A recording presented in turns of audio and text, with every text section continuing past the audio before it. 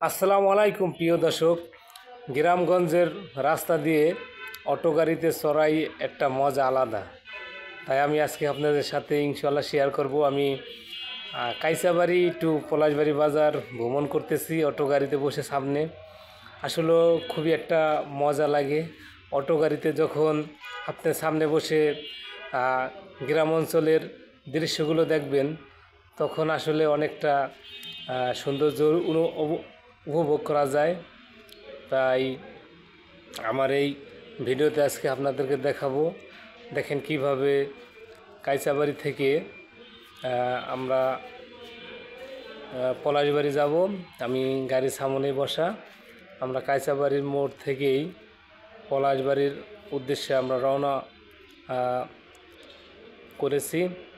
তাই এই যে কিছুটা পথ এগিয়ে গিয়েছি আমরা কাইসাবাড়ি বাদানটাকের চৌরাস্তা থেকে, 3 রাস্তা থেকে আমরা পলাশবাড়ি বাজারের উদ্দেশ্যে রওনা হলাম।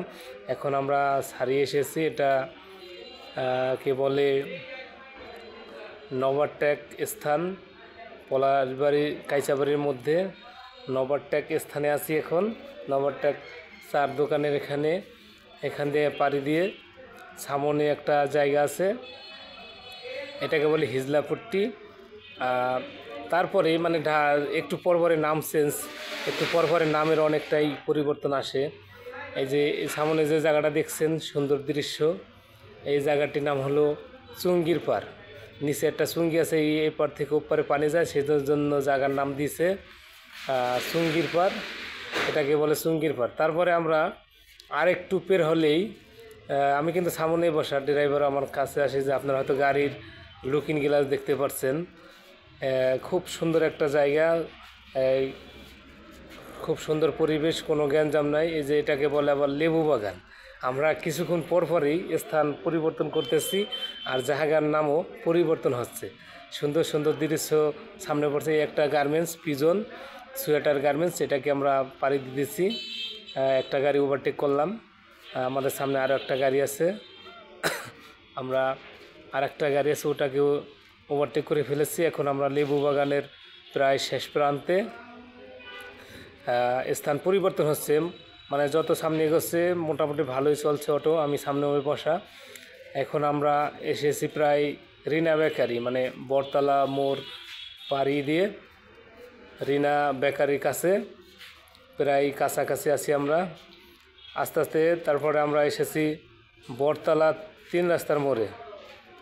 দেখতে পাচ্ছেন আমরা বটতলা 3 রাস্তার মোড়ে আছি। ধাপে ধাপে আর কি পথ এগোচ্ছি, আর সুন্দর সুন্দর দৃশ্য দেখাচ্ছে, তা তো আপনারা দেখছেন। আর গ্রাম এলাকা ছেড়ে আমরা এখন কিন্তু মোটামুটি এই যে বটতলার মোড়, আমরা বটতলার মোড় পাড়ি দিলাম। পলাশবাড়ি বটতলা বলে এটাকে। আর সামনে আমরা এগোবো, তাকে বলে হলো পলাশবাড়ি বাজার। আরও কিছু ছোট ছোট স্ট্যান্ড বাসবো, তারপরে আস্তে আস্তে আমরা পলাশবাড়ি বাজারে চলে যাব। এই যে সামনে এসেছি, এটা হলো আমরা এই যে বাস স্কুল নামক একটা জায়গা আছে, ওইখানে বাস স্কুলের ওইখানে এসেছি। বাস স্কুলের নামক জায়গা পাড়ি দিলাম। বিজয়নগরের মাঝে আছি, বিজয়নগরের মাঝে আছি, বিজয়নগরে পাড়ি দিলাম। আস্তে আস্তে আমরা পলাশবাড়ি বাজারের কাছেই প্রায় চলে এসেছি। আস্তে আস্তে দেখছেন বিল্ডিংগুলো, গ্রাম অঞ্চল ছাড়িয়েছি। পলাশবাড়ি বাজারের এদিকে আমরা প্রায় এসে গেছি। সামনে আছে সিস্তিয়া বেকারি। পলাশবাড়ি যাওয়ার আগে এই যে সিস্তিয়া বেকারিটা আমরা পাড়ি দিলাম। এক একটা পরপর এক একটা জায়গার নাম আসে, আমরা সিস্তিয়া বেকারি পাড়ি দিলাম। তারপরে সামনে আছে আর একটা মোড় আছে, আসলে এই যে আর একটা মোড় আছে, এটা সামনের মোড়টা একেবারে পলাশবাড়ি ময়লাভট্টির মোড়। এদিকে ডাইনে একটা রাস্তা গেল। আর এই যে সামনে যে দোকান দেখতে পাচ্ছেন, এই সামন থেকে আমার বামে গাড়ি যাব। আর যে বামে গেলেই সামনে আমার সোজা আমার যে অটোরিকশা গ্যারেজ, সেই গ্যারেজের ভিতরে আমরা প্রবেশ করব। এই যে আমরা গ্যারেজের ভিতরে ঢুকতেছি। আসলে অনেকটাই ভালো লাগলো।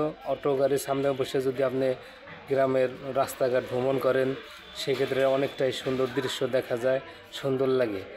যেই যা বলুক শহরের চেয়ে কিন্তু গ্রামের সৌন্দর্য অনেকটাই ভালো লাগে আর সবার পছন্দ।